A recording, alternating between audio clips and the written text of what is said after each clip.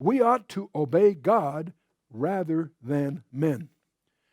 Boy, that's quite a principle that we need to really pray through, because we ourselves are going to be faced many times with the issue of what's called civil disobedience, where the laws or the requirements that are imposed upon us are contrary to what we know God would have us do.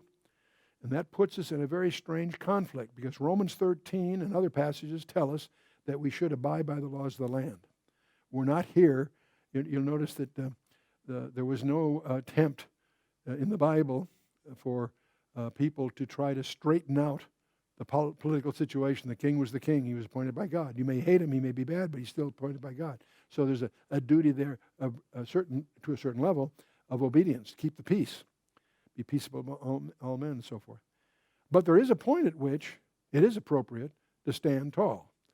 And this is one of them here. And we're going to find places in our life as we go forward in a very turbulent world. It's going to get more turbulent as the years pass by. We know that for a lot of reasons.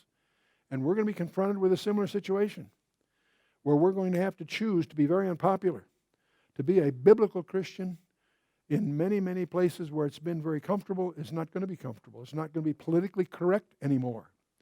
And we're going to need to understand that there are times, and they have to be chosen very carefully and by the leading of the Spirit, but to stand tall.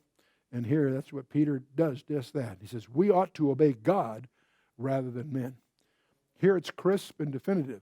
Sometimes it's not as crisp or definitive. And so believers are commanded to obey civil authority, except when it comes in conflict with the direct commandment of God. And Romans 13, the first 7 chapters, is a good guide for you to review at your leisure. Let's continue in verse 30 here.